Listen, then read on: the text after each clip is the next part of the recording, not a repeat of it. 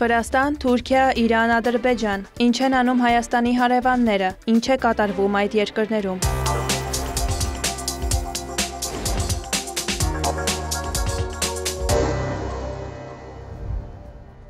Վրաստանի խորհրդարանի նախագահի հրավերով աշխատանքային այցով Վրաստանում գտնվող Հայաստանի Հանրապետության ազգային ժողովի նախագահ Ալեն Սիմոնյանը հանդիպում է ունեցել Վրաստանի խորհրդարանի նախագահ Շալվա Պապուաշվիլու հետ։ Քննարկվել է միջխորհրդարանական համագործակցությանը վերաբերող հարցերի լայն շրջանակ։ Անդրադարձ է կատարվել տարածաշրջանային զարգացումներին վերաբերող հարցերի, ինչպես նաև երկկողմ հետաքրքրության այլ թեմաների։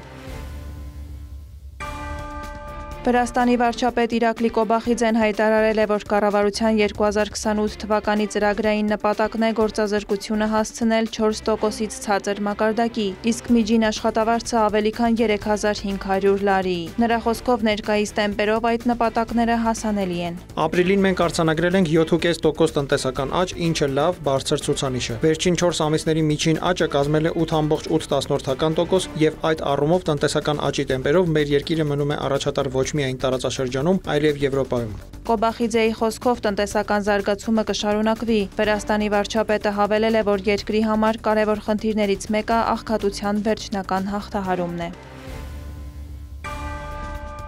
Վրաստանում տեղեկատվական տեխնոլոգիաների ոլորտում աշխատող օտարերկրացիներին, ինչպես նաև փոքր բիզնեսով զբաղվող աշխատանքային միգրանտներին եւ նրանց ընտանիքի անդամներին կեցության հատուկ կարգավիճակ կտրվի։ Այն կներդրվի օտարերկրացիների եւ քաղաքացիություն չունեցող անձանց իրավական վիճակի մասին օրենքում փոփոխությունների միջոցով։ Օրինագիծը խորհրդարան է ներկայացրել իշխող վրացական երազանք կուսակցությունը։ Տեղեկատվական տեխնոլոգիաների ոլորտի մասնագետների համար կացության հատուկ կարգավիճակ կտրվի 3 տարի ժամկետով, ընդհանուր առմամբ մինչև 12 տարի լրացուցիչ երկարաձգման հնարավորությամբ։ Հատուկ կացության կարգավիճակ ունեցողը պետք է Վրաստանի տարածքում գտնվի տարեկան առնվազն 183 օր, հակառակ դեպքում կարգավիճակը կչեղարկվի։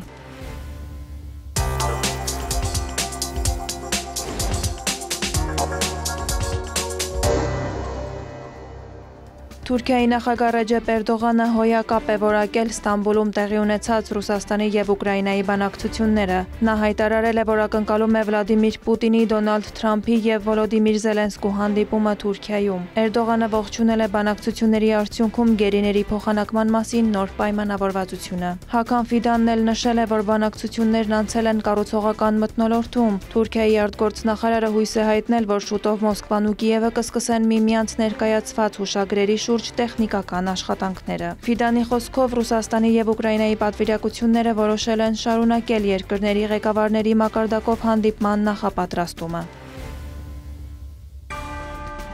Թուրքիայի նախագահ Ռեջեփ Էրդողանը ուղերձ է հղել Բաքվի էներգետիկ շաբաթվա բացմանը, որը ընթերցել է Թուրքիայի էներգետիկայի եւ բնական ռեսուրսների նախարար Ալպարսլան Բայրակթարը։ Իր ուղերձում Էրդողանը կարևորել է Թուրքիայի եւ Ադրբեջանի էներգետիկ համագործակցությունը, որը իր խոսքով շարունակում է նպաստել ոչ միայն Թուրքիայի եւ Ադրբեջանի, այլև տարածաշրջանի եւ Եվրոպայի էներգետիկ անվտանգությանը։ Նա անդրադարձել է նաեւ Իգդիր Նախիջևան խողովակաշարին, որի բացումը տեղի ունեցել մարտին, նշել Անկարայի համար դա ռազմավարական նշանակության ևս մեկ նախագիծ է։ Թուրքիայի նախագահը նշել է նաև, որ բնական գազի ոլորտում Ադրբեջանի հետ նոր նախագծերի համար մեծ ներուժ կա։ Թուրքիայի հարավում երկրաշարժ է տեղի ունեցել։ Ստորգետնյա ցնցումները գրանցվել են Երևանի ժամանակով 3:17-ին թուրքական Մարմարիս հանգստավայրից ոչ հեռու։ Երկրաշարժի օջախի խորությունը 67 կիլոմետր է եղել։ Թուրքիայի ներքին գործերի նախարարի խոսքով ցնցումները գրանցվել են Մուղլայում, Այդնում, Դենիզլիում, Մանիսայում եւ Իզմիրում։ Ավերածություններ չեն գրանցվել, էլեկտրաէներգիայի, ջրի եւ գազի մատակարարումը չի խաթարվել։ Մուղլայի նահանգապետը հայտնել է, որ երկրաշարժի հետևանքով տուժել է 69 մարդ, նրանցից 46-ը հոսպիտալացվել է։ Խուճապային նոպայի հետևանքով մահացել է 14-ամյա դեռահաս։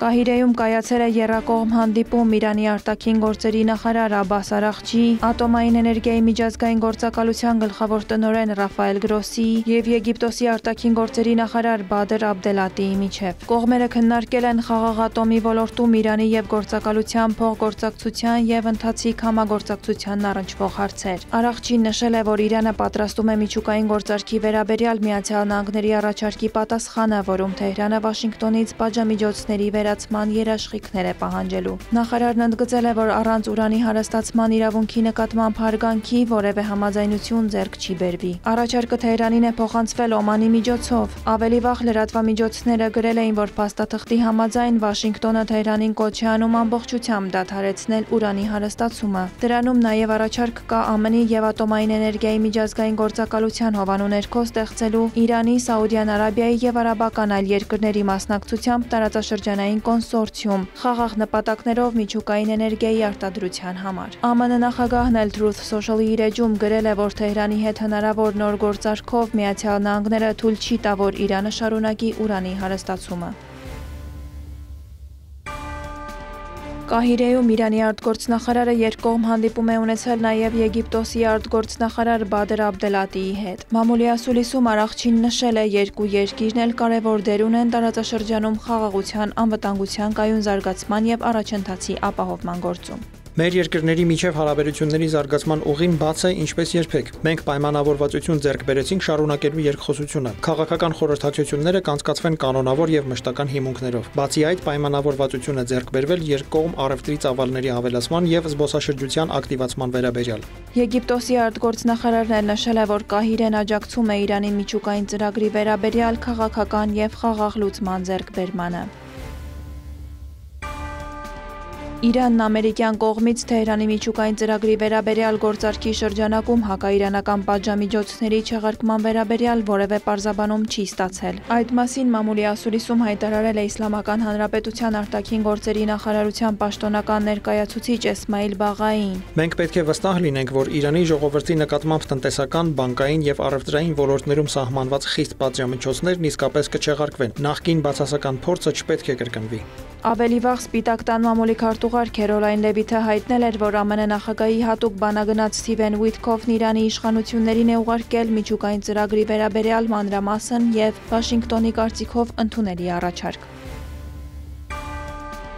Ադրբեջանում Իրանի նոր դեսպանը կլինի Մուջթաբա Դեմիրչիլին, որն այժմ զբաղեցնում է Իրանի արտգործնախարարության Եվրասիայի հարցերով դեպարտամենտի գլխավոր տնօրենի պաշտոնը, հայտնել է իրանական իսնագործակալությունը։ Նա կփոխարինի Սեյեդ Աբբաս Մուսավիին։ Ավելի վաղ Իրանի արտգործնախարարության խոսնակ Էսմայիլ Բաղային հայտնել էր, որ Ադրբեջանում Իրանի նոր դեսպան է նշանակվել առանց նշելու վերջինիս անունը։ Բաղային տեղեկացրել էր, որ դեսպանը հայտնի դիվանագետ է, որը մասնագիտացած է Եվրասիայի հարցերում։ Լրատվամիջոցներն ավելի վաղ գրել էին, որ նոր դեսպանի նշանակման հետ կապված խնդիրն առաջացել է Ադրբեջանի կառավարության կողմից Թեհրանի առաջարկած թեկնածուին ագրեման չտրամադրելու պատճառով, սակայն Իրանի նախագահի Ադրբեջան կատարած այցից հետո գործընթացն արագացել է։